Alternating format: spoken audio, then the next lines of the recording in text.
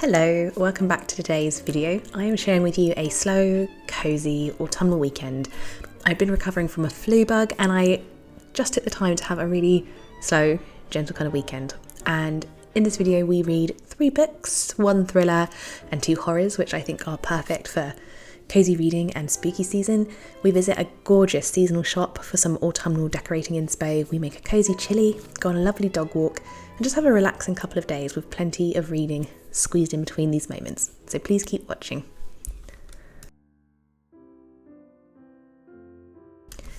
And if you haven't already, please do like, comment and subscribe. So I'd been sleeping on the sofa for at least the last week because I'd been up coughing and sneezing, and I just felt it wasn't fair on my partner to be keeping them up at night. And this is also the first time in a while that I got up and I actually felt well enough to attempt to straighten my hair and put a bit of a face on. I was reading this John Grisham thriller that I was over halfway through, but I was really not enjoying it, and I thought a thriller would be the perfect way to kick off spooky season.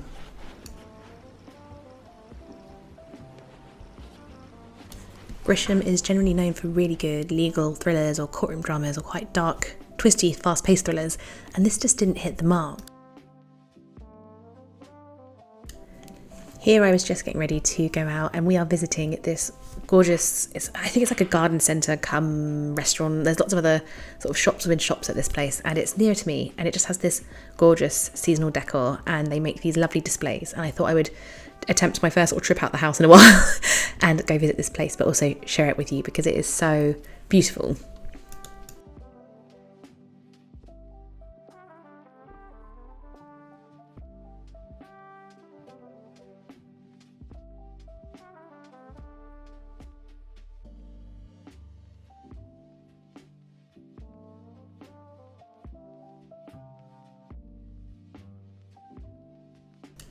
It had such an incredible range of decor. I mean, it was beautiful, and I bought a few pieces that I'll show you in a little bit, but it was just really autumnal and gorgeous, and it really put me in a sort of festive mood, if you can describe that. It also had a small Halloween section that they were just starting to fill out the day that we went and visited. I got a couple of clips of that, but it wasn't quite as big as this. But I've never seen a shop that wasn't a TK Maxx or a HomeSense look this good. Like the displays and the way they arranged everything was incredible.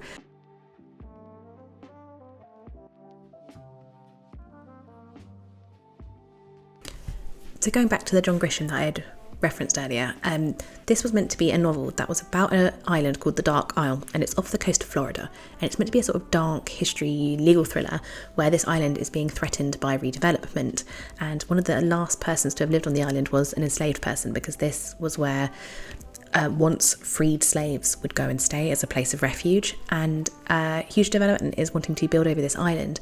And the book is meant to be about ancestral suffering, sort of legal loopholes, even a legendary kind of curse tied to the dark history of this island, and it's meant to be a land dispute turned into a fight for heritage and justice and just what is right. But it didn't read like a thriller. It was a very strange tone to this novel, and I've never experienced a John Grisham read like this either. And one thing that I was really conflicted about when I was reading it was John Grisham is a white, quite privileged male author voice, and in this he tells an enslaved person's narrative as part of a dual storyline that threads through this narrative arc, and I just wasn't sure that him writing that was the best placed, whether he was the best placed person to be doing that. There are a couple of ways that he wrote about slavery in this novel that actually made me feel a bit uncomfortable, and also his writing from a female viewpoint didn't sit quite well with me.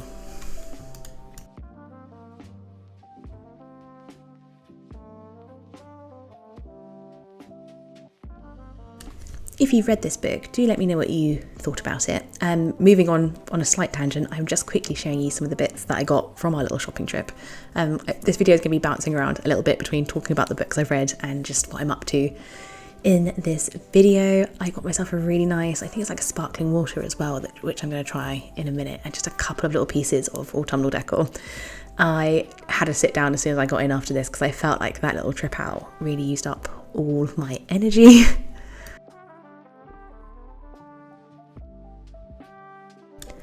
And you'll be able to see in a minute, I just after rearranging my flowers and putting that Halloween candy out, I just sat down and had another afternoon of reading. Like, I think I spent probably a couple of hours on the sofa just trying to finish that John Grisham book to get through to it, because there were 2 other horror books that I really wanted to get to that week. And the next one that's coming up is the first time I'm ever reading a particular author, and that is H.P. Lovecraft. And I am so excited to have finally read some of his short stories, which I managed to read over this weekend.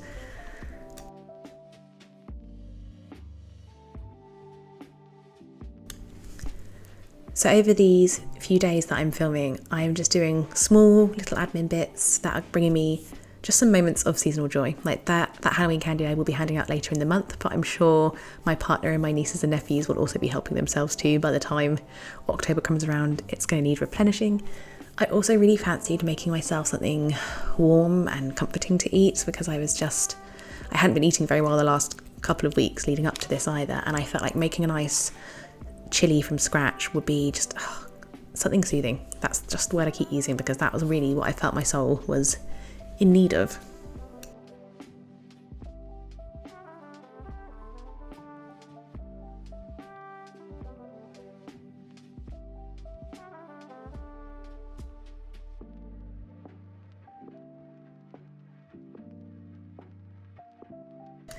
And as you can see here, our little puppy dog was also having a very calm and relaxed afternoon. He should not be on that bed either. That is not his place to be. I was having a small little chat with him about it, as you can see here. I'm just trying to explain to him that this bed is for humans, not for puppas. He took my feedback on board, but I'm not sure what actionable steps he will be taking going forward to rectify this issue.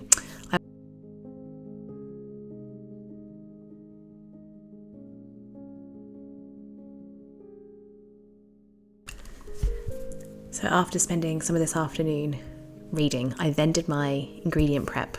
I made sure to get into my comfies as well, because it started raining and I thought I just want to feel as comfortable and enjoy this autumnal weather that we are finally having, because this summer, especially in England, the last few months have been so blisteringly hot, and I was delighted, and I just had so much gratitude for the amount of rain that came down this afternoon, because it was the perfect soundtrack for my reading and for my cooking and some baking that we do in a little bit. It just made it all feel so much better, because I was planning on staying inside anyway.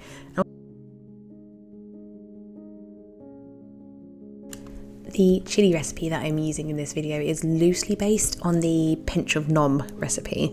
I like to let mine reduce for a bit longer and add a bit more stock and a little bit extra seasoning in terms of garlic powder and salt and pepper and things like that.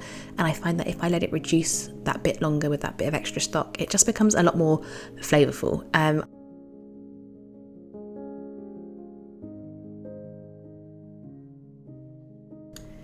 We had also planned to have a little movie night. We don't often sit down and watch movies together very often, but I had wanted to watch the Thursday Murder Club that I'd seen come out on Netflix.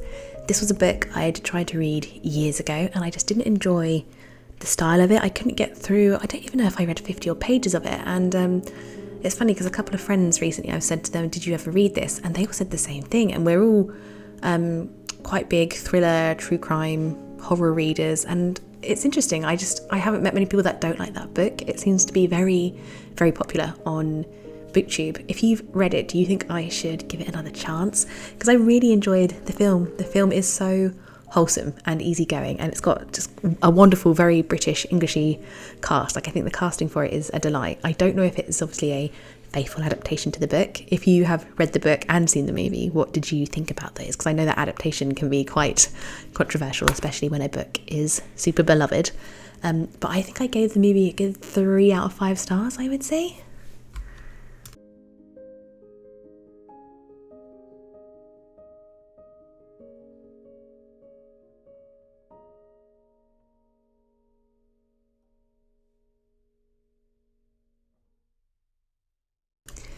The next thing I wanted to do while I still had a little bit of energy was to start a big autumnal jigsaw puzzle.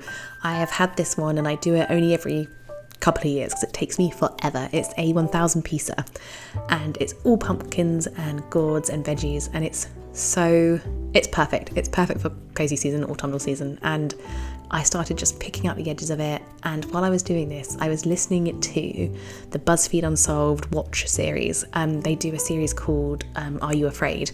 And it's kind of like a horror story miniature podcast episodes, and I was listening to some of those. So while I was lighting candles and getting my jigsaw out, I was really having such a nice little time just listening to a really scary story whilst I was doing my jigsaw.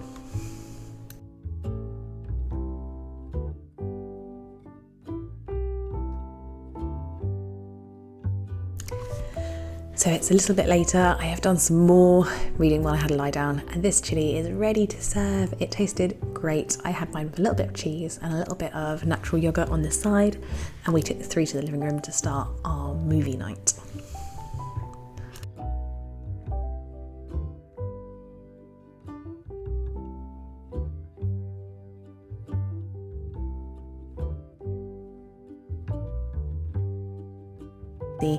And after that, I put in some cookies for us. I had picked these up at that same shop that I visited earlier. They had a big food shopping hall type place, and I got 4 or 5 different types of frozen cookies that you bake at home. So I had grabbed myself a pecan, I think, and white chocolate, and then a regular chocolate chip, and then a double chocolate.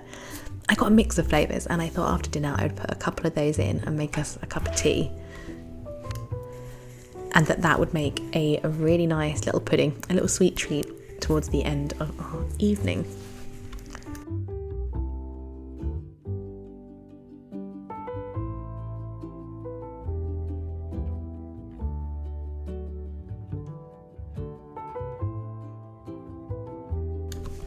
Those cookies are dangerous because they taste incredible, and I'm lucky that I don't live closer to that particular shop, because I would have gone back literally the next weekend and purchased a bunch of them. They were so yummy. They were just incredible.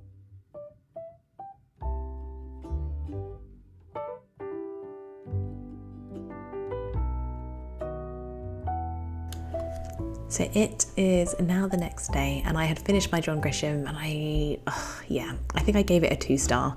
There are a few problematic things with the plot, I think, but also just the absence of any pacing or intensity to it. It was very strange, and it was definitely advertised as a legal thriller.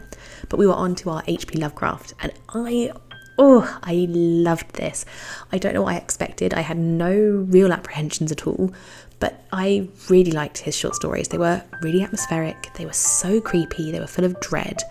I was really impressed, and I was expecting it to be more modern in style, but his writing had a lot of sort of florid, archaic, kind of flowery writing. I wasn't expecting it to be quite so elevated for the horror genre. But I was astoundingly impressed with his ability to capture dread and to kind of get into your brain or your psyche of just the creepiness of these stories. And I gave them 4 stars. I thought they were incredible, and I really cannot wait to pick up more Lovecraft's work. I think I talked about it in my last video and said I'm a fan now. Like, this is the start of something new.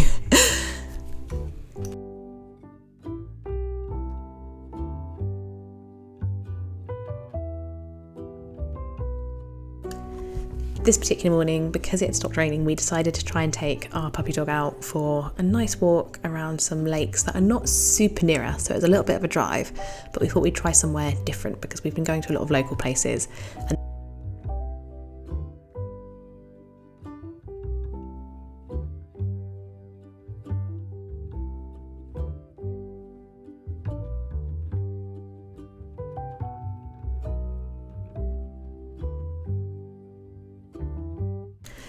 And as much as I am an absolute homebody, it was glorious to get out and see all the autumnal colours and the leaves starting to change, and just so many gorgeous seasonal changes that you don't see unless you actually get out and go for a proper walk. You know, you don't really notice this when you live in a town centre like I do. And Bo had a really wonderful time, and the weather was perfect, and it wasn't too hot, it wasn't too cold, and we were out a good couple of hours. And I think I grossly underestimated how long the route would be, because after the first hour I just flagged. It was like my body had just tanked and used all its energy. So when I got home, I slept for ages. I was knackered, but this was so worth it. It was beautiful. Like, England in the autumn is just spectacular.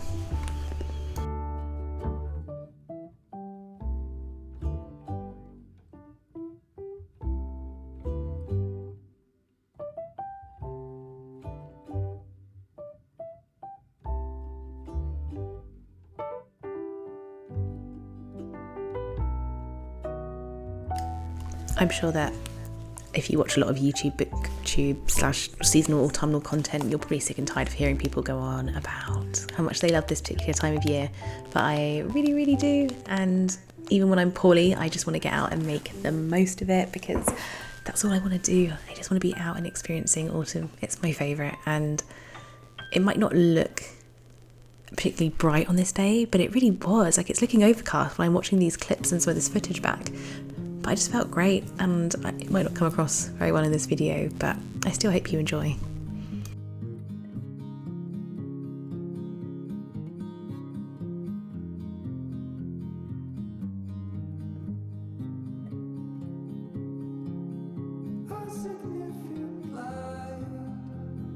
Just where it was needed, gleaming black as night, cloistered in injustice, dead in the eye of time. Nobody is losing.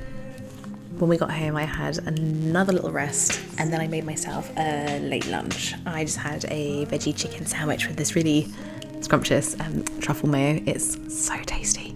And I got myself comfy on the sofa, and that was when I also read some more H.P. Lovecraft, but then I also that afternoon started We Used to Live Here. And this is such a strange book. Like, I honestly don't know how to describe it. I mean, I'm going to try, but it's a kind of psychological thriller. It's advertised as a horror, but it's creepy, but it's not explicitly violent. It doesn't give me terror, but it was a book that certainly got under my skin. There is a real lingering sense of unease and eeriness. Like, the writing is very atmospheric, and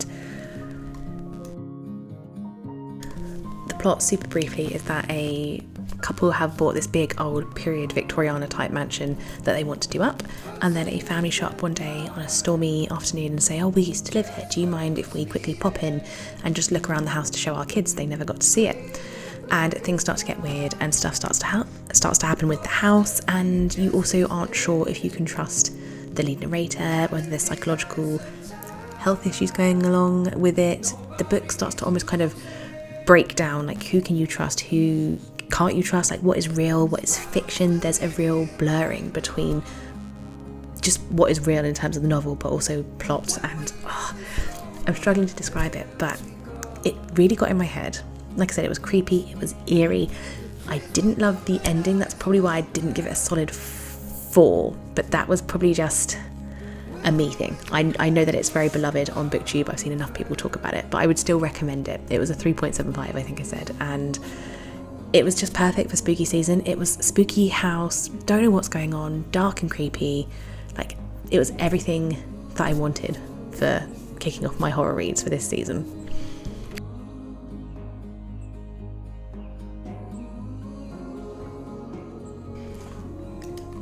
So I'm going to spend the rest of this particular day in bed, relaxing and trying to recuperate, having slightly overdone what I intended to do. Thank you for spending just a couple of days with me. I appreciate this wasn't a vlog where very much happened, but that is sometimes life. I just wasn't well enough to sit down and chat about the books that I was reading, so I hope you can appreciate this as just a little bookish update on how spooky season reading is going so far for me. I hope you are having a really lovely start to October if you are watching this by the time it is October. And again, thank you for watching, and please do like, comment and subscribe, and I'll see you soon. Happy reading.